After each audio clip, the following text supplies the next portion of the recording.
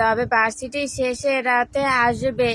আলো আসার পর থেকে খেয়াল করেছে ওর ছোট বোন কিছুটা পাল্টেছে। তার সাথেও ভালো করে কথা বলছে না, সারাক্ষণ নিজেকে রুম বন্দি করে রাখছে।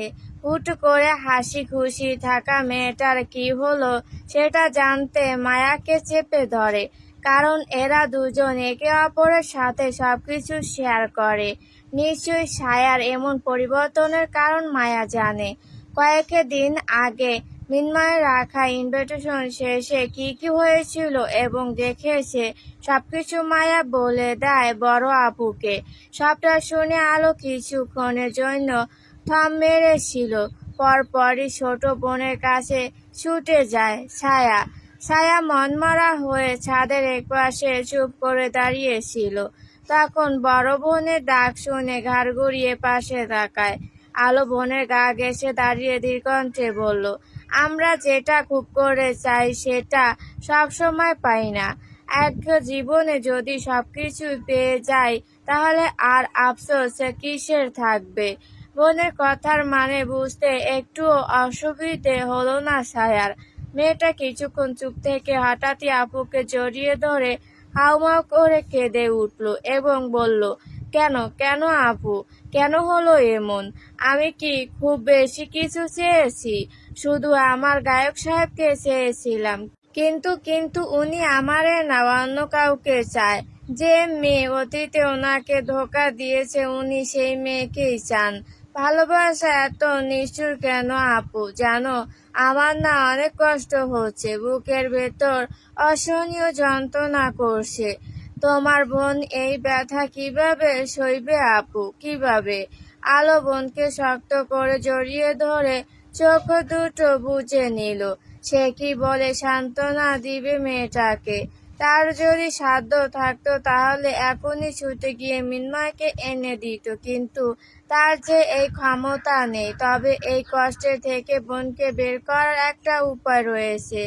আলো কিছু একটা ভেবে নিজেকে সামলিয়ে বোনের মাথায় হাত রেখে বলল, কষ্ট পাশে না বোন, জীবন কারোর জন্য থেমে থাকে না। আমাদের ভাগ্য যা নেই তা আমরা হাজার চাইলেও পাবো না। ছায়া কিছু বলল না, শুধু আপুকে জড়িয়ে ধরে কাঁদতে থাকলো। মিন্ময় একটা কফি শপে এসেছে মূলত একজনের সাথে দেখা করতে।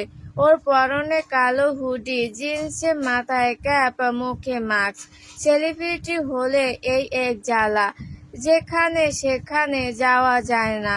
সে একটা ফাঁকা জায়গা দেখে বসলো। কিছুক্ষণ পর সেখানে তিশা হাজির হয়। আজ মেয়েকে নিয়ে আসেনি বাড়িতে, নানির কাছে রেখে এসেছে। পরনে মিন্ময়ের পছন্দের রঙের নীল জর্জের শাড়ি। সে হেলে দুলে মিন্ময়ের সামনে গিয়ে বসলো। এখানে না এসে আমার বাড়িতে আসতে পারতে। মিন্ময় শান্ত গলা জবাব দিল, আমি যেখানে সেখানে কমফোর্ট ফিল করি না। যাই হোক, কি খাবে বলো? কিছু খেতে ইচ্ছে করছে না। তোমাকে দেখে মন পেট দুটোই ভরে গেছে।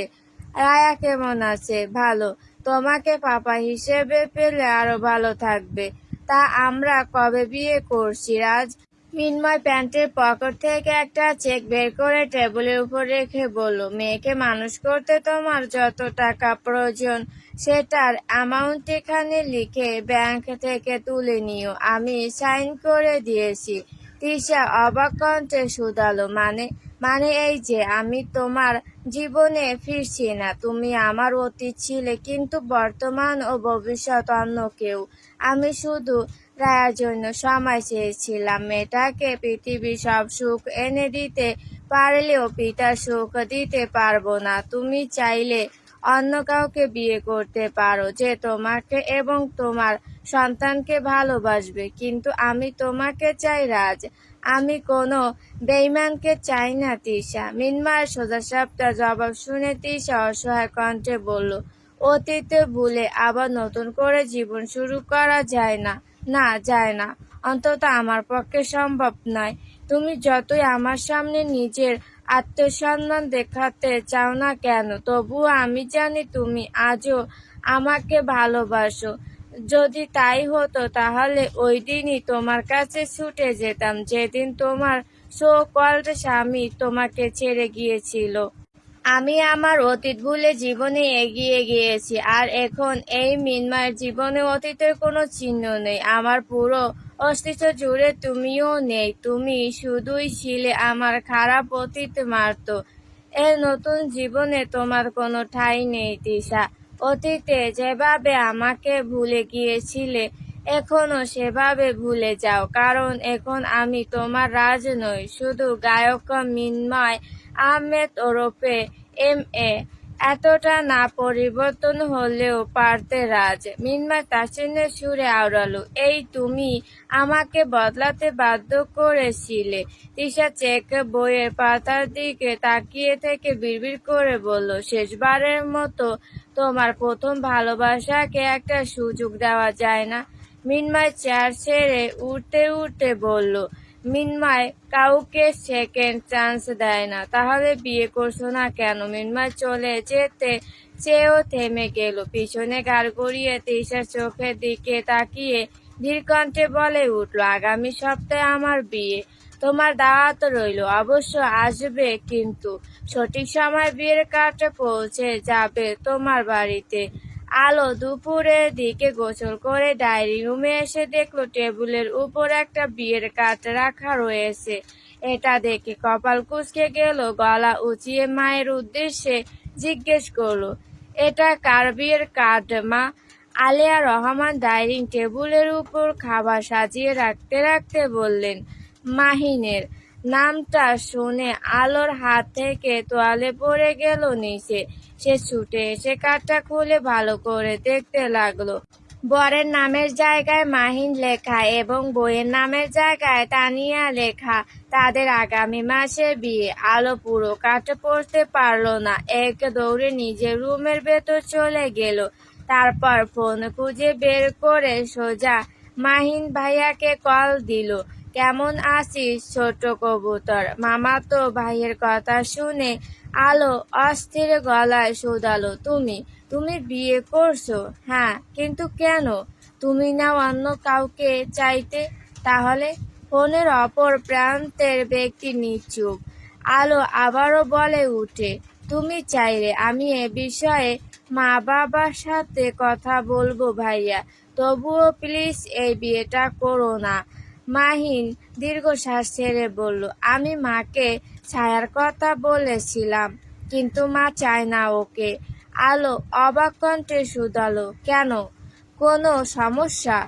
মেয়েকে মারা যাওয়ার পর মা আর চাচ্ছে না রহমান পরিবারের কেউ এ বাড়ির বউ হয়ে আসুক। আলো কিছুক্ষণ চুপ থেকে ধীর কণ্ঠে বিড়বিড় করলো, তার মানে মামি মনে মনে এটা মানে আমাদের জন্য উনি ওনার স্বামী মেয়েকে হারিয়েছে, যেখানে আমরা আমাদের পরিবারের একমাত্র ছেলেকে হারিয়েছি। কই, আমরা তো তোমার বোনকে বা তোমার পরিবারকে দোষারোপ করিনি।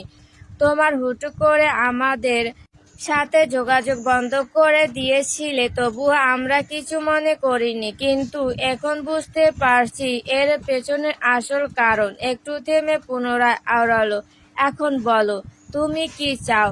আমার জীবনে মা বলতে আর কেউ নেই। বাবাকে হারিয়েছি, কিন্তু মাকে হারাতে পারবো না আলো। তাই আমি আমার মায়ের ইচ্ছাটাকে মেনে নিয়েছি। আলোর কেন জানি খুব কান্না পেল। তার ভাই বোনের ভাগ্য এত খারাপ কেন?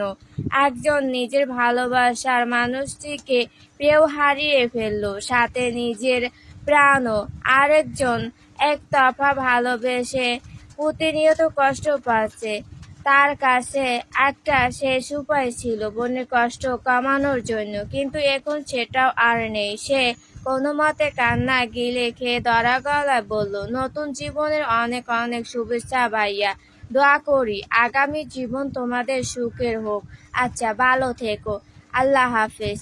একথা বলে লাইনে কেটে দিয়ে ফোনটা বিছানার উপর ছুঁড়ে মারল। দু হাতে মাথার ভেজা চুল খামচে ধরে নীরবে কেঁদে দিল। তার বোন কি কখনো সুখের মুখ দেখবে না? কেউ কি তাকে একটুও ভালোবাসবে না? মেয়েটার ভাগ্য কি ভালোবাসা বলে কিছু নেই? তার মতো যদি ওর বোনটা প্রিয় মানুষটিকে পেত তাহলে কতই না ভালো হতো। অন্তত জীবনে ভালোবাসা না পাওয়ার আফসোস থাকতো না। তার ভাই বোনদের ভাগ্য এত নিষ্ঠুর না হলেও পারত। মিনমা সন্ধ্যাবেলা বাড়িতে ফিরে মায়ের দিকে তাকিয়ে বলে উঠল, পার্টি দেখা শুরু করো, 1 সপ্তাহের মধ্যে বিয়ে করব।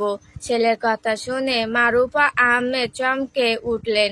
তিনি কিছু বলতে যাবেন তার আগে মীরা ভিডিও কলের ওই পাশে থেকে বলল, সত্যি তুমি বিয়ে করবে ভাইয়া?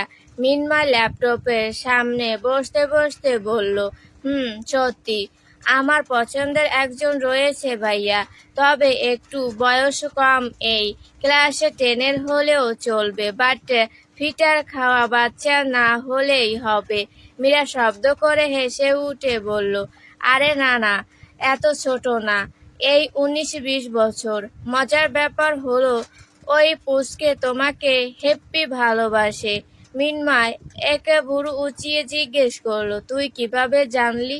কেউ একজন বলেছে আমায়। ধরে নাও তোমার কাছের মানুষ। মিনমার মাথা ব্যথা করছে, তাই সে অত ভাবলো না।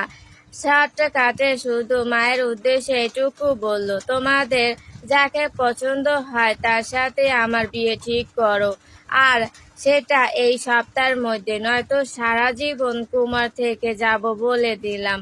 রাত 10টার দিকে আদার শ্বশুর বাড়িতে এলো। গাড়ি পার্ক করে ডোর খুলে ভেতরের দিকে যেতে দেখতে পেল মতিউর রহমান একজন ডক্টরের সাথে বাইরে আসছেন। এ সময় ডক্টরকে দেখে আদারের কপাল কুঁচকে গেল।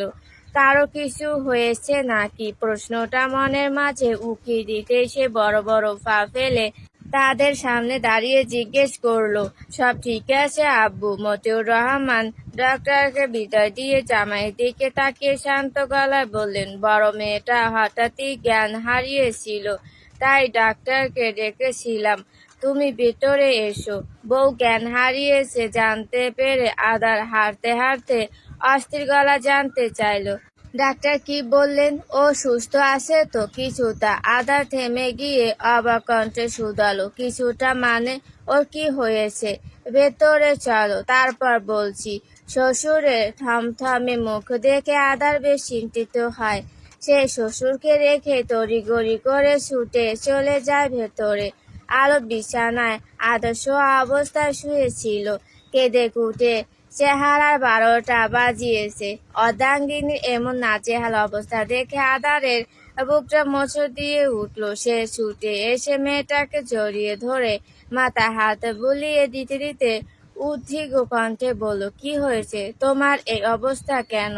রুমের ভেতর সবাই উপস্থিত ছিল। হুট করে এইভাবে জড়িয়ে ধরার ফলে আলো কিছুটা লজ্জা পেল।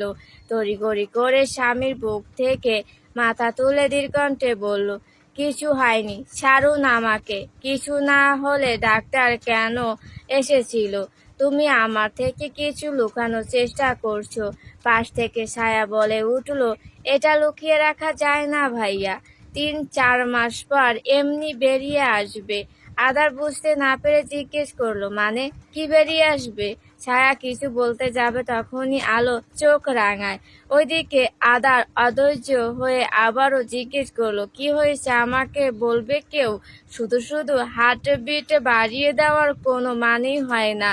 আলেয়া রহমান ও নীলিমা রহমান ঠোঁটে টিপে হেসে রুম থেকে বেরিয়ে গেলেন। ওনার পিছু পিছু ছায়া মায়া চলে যায়। সবাইকে চলে যেতে দেখে আদার চোখ মুখ কুঁচকে বলল, কিছু না বলে সবাই চলে যাচ্ছে কেন? আশ্চর্য। আলো শুকনো ঢোক গিলে ফিসফিস করে বলল, সবটা বলবো আপনাকে, তবে রাগারাগি করতে পারবেন না। দোষ করলে অবশ্যই রাগারাগি করব। আমার শুধু দোষ নেই, আপনারও আছে। আমি আবার কি করলাম? সবকিছু তো আপনি করেছেন। তার আমি না করে পরিষ্কার করে বলো কি হয়েছে। আপনি যেটা চাননি ওটাই হয়েছে। অবশ্য এর পেছনে আমারই হাত পা রয়েছে, কারণ আমি তাকে খুব করে চেয়েছি। আদারের মেজাজ খারাপ হলো। এই মেয়েটা সবসময় কথা ঘুরিয়ে পেঁচিয়ে বলে কেন? কাকে চেয়েছো? নিজের প্রেমিককে? আলো দুদিকে মাথা নাড়িয়ে বলল, না, আমাদের দুজনের ভালোবাসার ফলকে এসেছি। তা কি ফল পেলে? আর ফলটা টক না মিষ্টি? স্বামীর এহেন কথা শুনে আলো দাঁত কিরমির করে বলল, মজা করছেন আপনি? হ্যাঁ। আলো রেগে মেগে স্বামীকে দূরে ঠেলে চিল্লিয়ে উঠল, আপনি আপনার মজা নিয়েই থাকুন, আমার কাছে আসতে হবে না। চলে যান এখান থেকে, ঠিক আছে? একথা বলে আদার উঠে দরজার দিকে যেতে লাগলো। আর আলো ছলছল চোখে তাকিয়ে রইল। সে তো এমনি বলল কথাটা, তাই বলে লোকটা চলে যাবে?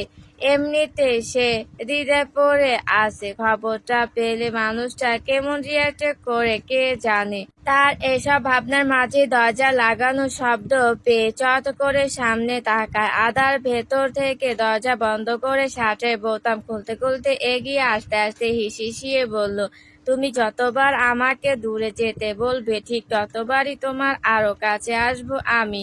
আলো ভয় পেয়ে খানিক পিছিয়ে গিয়ে কাঁপা কাঁপা গলায় বলল, এখন এসব করা কিন্তু ঠিক নয় স্যার। আদা শার্ট খুলে এগিয়ে এসে অর্ধাঙ্গিনীর পা চেপে ধরে এক ঝাঁঝা কাছে নিয়ে এলো। কেন, তোমার পিরিয়ড হয়েছে? আদা ঝুঁকে মেয়েটার ঠোঁটের কোণে চুমু খেয়ে ফিসফিসিয়ে জিজ্ঞেস করলো। আলো চোখ বুজে ঘাড় কাত করে বিড়বিড় করলো, ওটার থেকেও অনেক বড় কিছু হয়েছে। আদার গলার ভাঁজে মুখ ডুবিয়ে জানতে চাইলো কি? আলো নিঃশ্বাস আটকে রেখে বলে উঠল, আমি প্রেগনেন্ট। অর্ধাঙ্গিনী বলা ছোট বাক্যটা কর্ণপাত হতে আদারের হৃদয় থমকে গেল। সে তড়াক করে মাথা তুলে অবিশ্বাস্য কণ্ঠে শুধালো, কি বললে তুমি? আলো পিটপিট করে তাকিয়ে ধীর কণ্ঠে আওড়ালো, আপনি বাবা হতে চলেছেন মিস্টার খান। আপনার অংশ, আপনার রক্ত, আমাদের দুজনের ভালোবাসার পূর্ণতার ফল খুব শীঘ্রই পৃথিবীতে আসতে চলেছে।